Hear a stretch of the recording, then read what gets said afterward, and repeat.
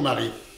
Philippe, on arrive aux fêtes de Noël et j'aimerais aujourd'hui que nous parlions des cadeaux.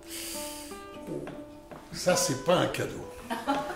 Le thème est très très délicat et très très difficile. C'est quelque chose d'important, tu le dis toi-même, on est sur la fin de l'année, on va faire des cadeaux et on va recevoir des cadeaux. Ah oui, j'espère bien. Et oui, et qu'est-ce que ça dit de nous? Qu'est-ce que ça dit de nous quand j'entends beaucoup plus souvent qu'on ne pourrait le croire? Ah, va falloir faire un cadeau à machin, là, qu'est-ce qu'on pourrait lui acheter? Voilà, un truc pas cher, un truc qui fasse quand même bonne impression. Bon, est-ce que ce serait un vrai cadeau? À qui fait-on le cadeau? Moi, je me pose toujours la question, dans les cadeaux, que je vois que les gens se font entre eux, ou que j'ai reçus, c'est intéressant de s'apercevoir de comment les gens vous font le cadeau. Alors, il y a des gens qui vous font des cadeaux, ça on le sait tous, c'est les cadeaux, je me débarrasse. Vous voyez, il y a des gens qui vous font toujours le cadeau de quelque chose qu'ils ont. Même une copine, elle vient toujours vous dire, ah tiens, j'ai lu un bouquin, tiens, je voulais te le donner. Donc elle vous fait un cadeau, bien évidemment. Mais en même temps, c'est parce qu'elle ne veut pas le garder, quoi. Donc, est-ce que c'est un vrai cadeau? Ou parce qu'elle l'a en double, ou parce qu'elle n'en veut plus, ou parce que... Et au fond, moi, ça me rappelle souvent les cadeaux que j'avais quand j'avais toujours les vêtements, comme j'étais dans la fratrie, je suis arrivé le 3e, et j'avais toujours les vêtements du 2e. Et c'était des cadeaux. Et moi, j'étais d'une tristesse terrible, parce que c'était de la récup, et je ne pensais qu'une seule chose, quand est-ce que je vais avoir un jean, mais un vrai, un neuf, que je démarre tout neuf. Voilà. Donc, dans le cadeau, il y a quand même pas mal de constantes assez intéressantes à aller regarder de près. C'est pas si sympa et pas si joli derrière le cadeau. Les gens ne sont pas si à l'aise que ça, ni à le faire, ni à le recevoir. Donc, à le faire, j'allais dire, si je veux faire un cadeau, alors il y a une occasion. Dans nos sociétés, il y a des occasions. Donc, ça veut dire qu'il y a des obligations de cadeaux. Comme il y a des obligations de mariage, il y avait dans l'époque, il y a des obligations de cadeaux. Alors, c'est Noël, c'est Pâques, avec certaines personnes, c'est l'anniversaire, c'est la fête, voilà. On va marquer le temps aussi, marquer des événements, et donc là, il y a un échange de cadeaux. Au fond, on va se faire des cadeaux réciproques. Alors, certains sont complètement allergiques à ça. Oui, moi, faire un cadeau à la femme que j'aime ou à l'homme que j'aime, uniquement le jour de la Saint-Valentin, et lui offrir des fleurs, mais pour qui me prenez-vous? Alors j'adore ça parce que quand je connais un petit peu la personne, je m'aperçois qu'effectivement, ça lui permet de louper la Saint-Valentin, de ne pas faire de cadeau à la Saint-Valentin. Alors souvent, je demande à son épouse. Je dis, au fond, c'est pas si grave. Combien de fois il t'envoie des fleurs ou il te fait des cadeaux en dehors? Jamais. Ah. Jamais, ou alors c'est des cadeaux qui lui plaisent. Il m'invite à aller dans un grand restaurant, sans s'intéresser si moi je préférais aller passer une petite soirée dans un club pour voir, je ne sais pas quoi, un jeune guitariste qui est en train de démarrer, et que je préférais une soirée, un spectacle, plutôt qu'un grand restaurant qui va coûter très très cher. Donc il y a aussi le cadeau qui n'est que le reflet de moi. Je m'offre moi-même, je profite de l'autre pour m'offrir quelque chose. C'est odieux. C'est odieux, oui. Ah oui, dans le cadeau, il n'y a pas que du beau. Hein. Je te l'avais dit, le cadeau, c'est un thème difficile. Il n'y a pas que du beau. Quand tu vois les gens qui vont faire les cadeaux, oh là là, va falloir encore se taper les cadeaux. Tu vois, c'est un peu paradoxal, quoi. Se taper les cadeaux.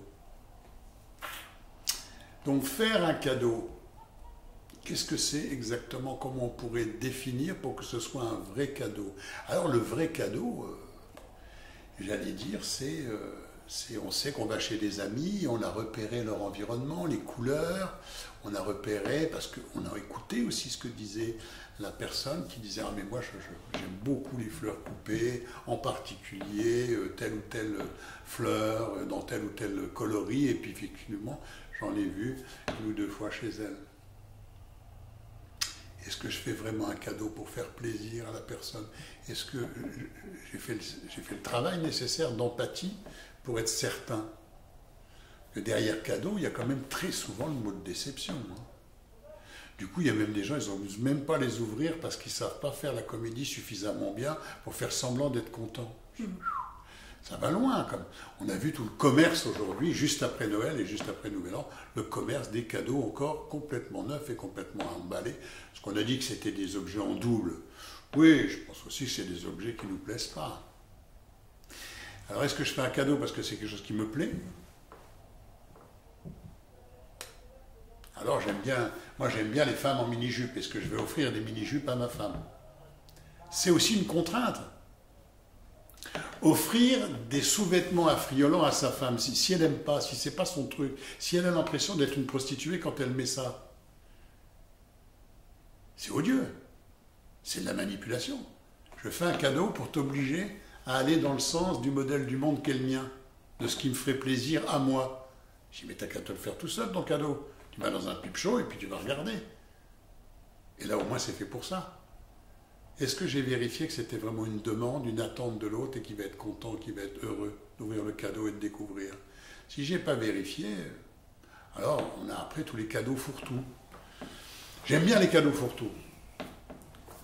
Alors, pendant très longtemps, ça a été des cadeaux qui nourrissaient les addictions.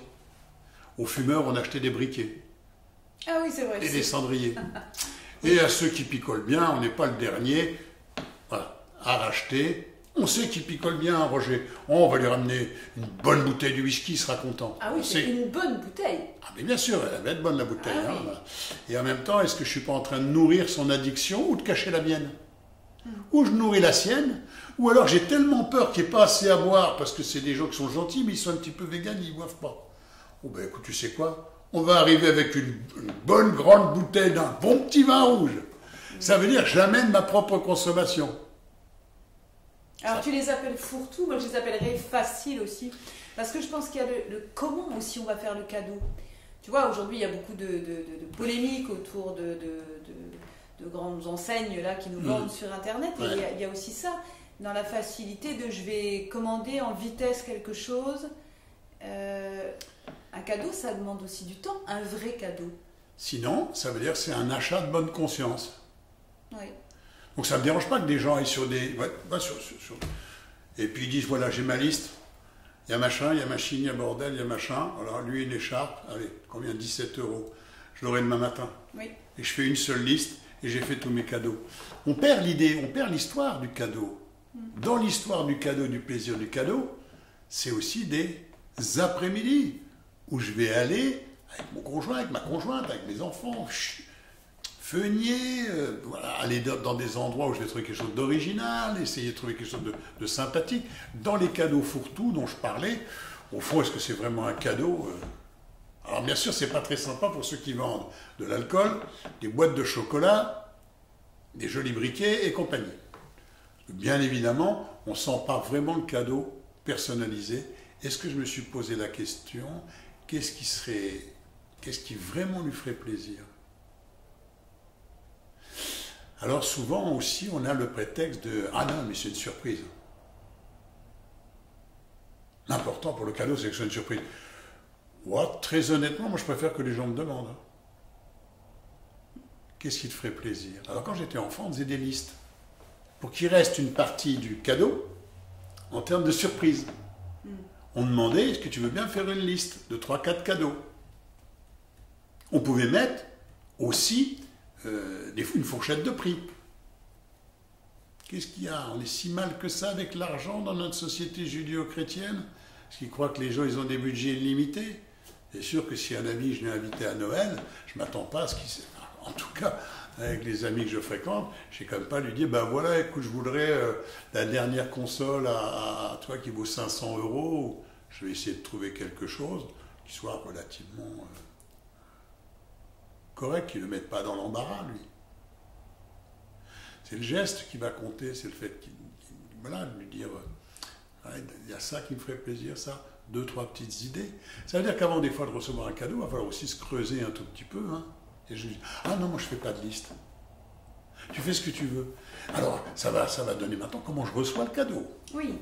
Ah bah comment je reçois le cadeau, je vous le dis tout de suite, hein, ça c'est pas non plus si facile que ça, pour chacun d'entre nous. Hein. Donc comment je fais le cadeau, après comment je le reçois. Bon, bah, comment je le reçois, on va aussi avoir des choses assez terribles, quoi. Donc vous avez, admettons que vous êtes quelqu'un de super bien, hein. On est tous comme ça, Vous avez fait très attention, l'environnement de la personne, vous avez été choisir un bouquet de fleurs chez un fleuriste, hein, vous n'avez pas chopé un truc dans un rayon, là, choisi un bouquet de fleurs avec le petit mot qui va bien, vous allez chez les amis, vous rentrez, vous l'apportez, et là, votre ami vous dit « Ah, c'est super, mais fallait pas !» Non, il fallait surtout pas. Et elle prend et elle pose ça dans un coin immédiatement. Alors, on peut être extrêmement blessé. On prend le risque d'être blessé quand on fait un cadeau. Parce qu'on voulait faire plaisir, parce qu'on attendait un retour, parce qu'on attendait de l'attention à mon cadeau. Tu vas l'ouvrir, tu vas le regarder, vous voyez ? Et la personne qui prend ça, ou la bonne bouteille que vous aviez choisie, parce que, vous voyez, puis la personne dit « Ah, ok, d'accord, merci ». Et quelquefois, vous ne la voyez même pas sur la table. Oui. Il y a aussi tous les cadeaux que vous avez offerts de manière intrafamiliale, tous ceux que vous n'avez jamais vus portés par la personne. En particulier des femmes, des mères, mais aussi des pères. Les écharpes qui n'ont jamais été portées. Les hommes que je connais qui ont des paquets d'écharpes comme ça, qui n'en mettent jamais. Hein. Le nombre de gens qui mettent des écharpes, on en vend beaucoup plus que les gens qui n'en mettent. Hein. Les écharpes, voilà. Les carrés de soie pour les mamans, pour les mamies, là, qui sont dans nos goûts. Et on se dit, tiens, c'est quand même marrant, j'ai offert ça à maman il y a 6 mois, je ne l'ai jamais vu avec. Rassurez-vous, c'est encore dans l'emballage, bien plié, dans la pile des cadeaux, dont je n'ai rien à faire, qui ne m'ont pas fait plaisir, qui ne m'ont pas touché. Mais j'ai fait mon cadeau, c'est-à-dire j'ai mon blanc-seing. J'ai fait mon cadeau, et puis aussi, pour celui qui l'a reçu, aussi, le problème, c'est comment je reçois le cadeau. Je trouve que c'est violent, mais non, c'était pas la peine. Ah ben non, fallait pas. Il fallait pas. C'était pas la peine. J'ai dit, mais je me suis fait chier, j'ai été chercher un beau cadeau pour toi, c'est la seule chose que tu as à me dire. Mais c'est odieux, quoi. Comment tu peux être aussi odieuse que ça, ou aussi odieux? Donc c'est une difficulté à quoi? À recevoir, là? Bien sûr. De façon générale. Probablement plus large qu'un cadeau. À recevoir en général. Quand on a quelqu'un qui réagit de cette façon-là, c'est quelqu'un qui a du mal à recevoir. Alors bien sûr que ça parle de lui, j'ai pas envie de fustiger qui que ce soit, ça parle de la manière dont il s'est construit. Et en même temps, il a cette difficulté à recevoir. Alors d'ici à ce que ce soit quelqu'un qui est toujours dans le débrouille-toi tout seul, j'ai besoin de personne, voilà. Il a du mal à recevoir, donc certainement aussi du mal à demander de l'aide ou à demander quoi que ce soit. Il est construit comme ça. Donc il est tellement mal à l'aise quand il reçoit. Et puis il y a la notion du plaisir. Dans le cadeau, alors c'est un peu difficile, peut-être un peu dur à entendre. Qu'est-ce que j'achète? Bien sûr, je ne voulais pas gâcher les fêtes de fin d'année, hein, ni de Nouvel An, mais qu'est-ce que j'achète chez l'autre? Et quand je fais des cadeaux somptueux, quand je fais des cadeaux volumineux, quand je fais des... Qu'est-ce que j'attends? Qu'est-ce que j'achète? Quand je fais des cadeaux qui restent et qui se voient. Ah oui. C'est quand même très intrusif, quoi. Je vais chez quelqu'un et je lui achète, je sais pas moi, une superbe vasque. C'est terrible, quoi. C'est terrible. Regardez chez vous le nombre de cadeaux, de trucs que vous trouvez plus ou moins jolis, vous avez plus ou moins apprécié, et que vous vous obligez de garder. Attention, quand on ne les ressort pas une fois par an, quand tata machin va revenir, et qu'on se dit, oh, oula, elle nous avait offert, tu sais, l'abominable tableau. Est-ce qu'on peut le mettre quelque part pour ce soir? Puis demain, on va le remettre à la cave. C'est vrai que c'est vraiment très intéressant aussi de voir la différence de nature du cadeau, si c'est un cadeau qui reste, ou un cadeau comme des fleurs, par exemple. Voilà. Est-ce qu'on achète des fleurs coupées? Est-ce qu'on achète plutôt une plante? Ben, c'est pas du tout la même chose. Ouais. C'est ma manière de faire plaisir, mais est-ce que je veux rester? Est-ce qu'il y a quelque chose d'intrusif qui fait que je m'installe chez les gens? Voilà, j'offre quelque chose. Alors, bien sûr, dans le couple, c'est un peu différent, mais quand j'offre quelque chose qui m'installe chez les gens, c'est intrusif, quoi. C'est une façon de rester, même quand je suis parti. Je sais qu'il reste une trace de moi. Ouais. Donc la plante, elle est là. Alors, c'est pas encore... Et je ne me pose pas la question, est-ce que ça leur a fait plaisir? Et est-ce que je vais retrouver la plante dans 3 mois? Bien sûr que si. Si je reviens 3 mois après et que la plante n'est plus là, les personnes qui font ce type de cadeau vont le prendre très très mal. En même temps, voilà, ce que je voulais préciser, c'est qu'encore une fois, c'est pas bien ou mal de faire tel cadeau, tel type de cadeau et sur le comment. Ce qui est toujours intéressant, c'est de se dire, tiens, qu'est-ce que ça dit de moi au fond? Ce que ça dit de l'autre, oui, mais je trouve ce qui est vraiment intéressant, c'est de se dire, voilà, qu'est-ce que ça dit de moi? Oui. On va terminer là-dessus. Qu'est-ce que ça dit de moi? Qu'est-ce que les cadeaux que je fais disent de moi? Et comment je reçois les cadeaux? Et qu'est-ce que ça dit de moi aussi? Notre métier, c'est le développement personnel, c'est aussi la capacité de prendre du recul. Donc le cadeau est une belle occasion de se poser la question, qu'est-ce qu'il y a derrière le cadeau? Voilà. Et à cette période de fin d'année, c'est bien de recaler un tout petit peu, de se poser des questions. Quel cadeau? Quel nombre de cadeaux? Qu'est-ce que j'attends d'un cadeau? Alors les gens, quand vous leur posez la question, très très souvent, vous disent mais rien du tout. Moi je fais ça parce que c'est ma générosité. Je crois que c'est parce qu'ils n'ont pas envie de se poser les bonnes questions.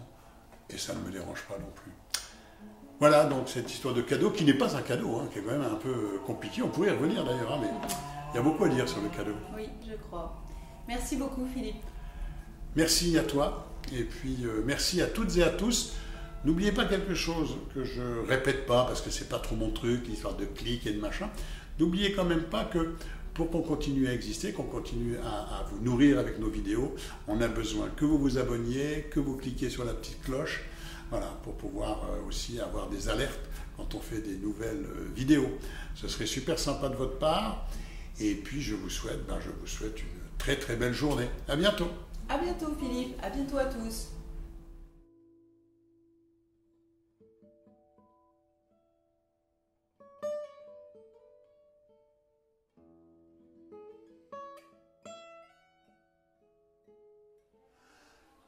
Bon ben, je suis tout seul ou quoi? C'est quoi ce travail? Eh oh, Marie! Hey, ah, viens Marie! mais oui, Viens. je suis là. Qui d'autre? Bonjour. Voilà. Camille! Viens Camille. Ça va Camille? Salut. Salut! Sandrine? Elle est où Sandrine? Je suis là. Ah Sandrine! Sandrine. Salut Sandrine! Qu'est-ce que tu nous montres? Steve? Ouais! Salut. Salut Steve! Salut Steve. Ça va? Ça va. Et puis, ben, il nous manque le photographe, Oui, je le crois. vidéaste célèbre. Ludique. Salut Luciano! Hello. Salut! Vous êtes prêts pour la photo? Oui! Oui. Souriez!